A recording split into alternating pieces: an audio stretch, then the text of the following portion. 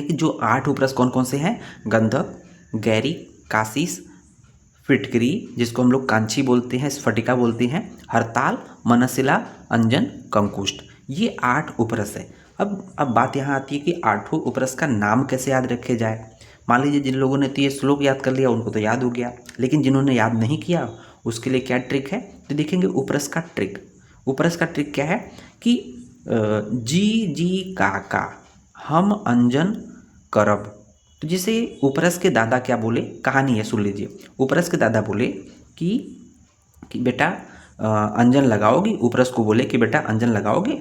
तो उपरस बहुत संस्कारी बच्चा था, उसने बोला जी जी काका हम अंजन करब। जी फॉर गंधक, सेकंड जी फॉर गैरिक, का फॉर कासीस, का फॉर कांची या जिसको फिटकरी बोलते हैं, ह फॉर हड़ताल, एम फॉर मनसिला, अंजन का मतलब अंजन, क का मतलब कंकुष्ट। तो इस तरह से हम लोग का ये क्लियर हो जाता है कि उपरस का ये ट्रिक या निमोनिक्स याद रहता है। जी जी काका, उपरस बहुत ही संस्कारी बच्चा था, तो उसने बोला अपने दादा से कि जी हम आप अंजन करब, मतलब जी जी काका 2 बार जी होने का मतलब कि वो बहुत ही संस्कारी बच्चा है। जी जी काका हम अंजन करब, करब मतलब लगाई। तो याद हो गया। तो आइए देख लेते हैं एक एक करके एक एक पॉइंट। अब यहाँ देखेंगे, यहाँ पर ये लाइन उपरस के आठों नाम हैं।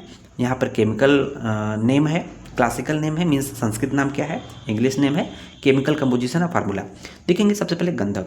गंधक का जो क्लासिकल नेम क्या है, गंधकः बोलते हैं। क्या? गंधकः। देखेंगे यहाँ विसर्ग लगा, गंधकः, है ना। इंग्लिश नेम क्या है, सल्फर बोलते हैं। तो गंधक को क्या बोलते हैं इंग्लिश में? सल्फर बोलते हैं।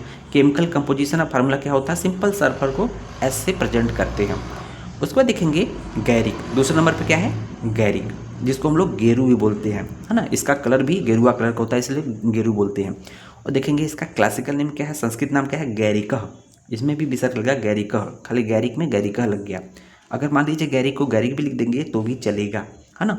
तो उसका जो इंग्लिश नेम क्या है, ओकरे, ओकरे या हेमेटाइट। गैरी को क्या बोलते हैं इंग्लिश में, ओकरे या हेमेटाइट।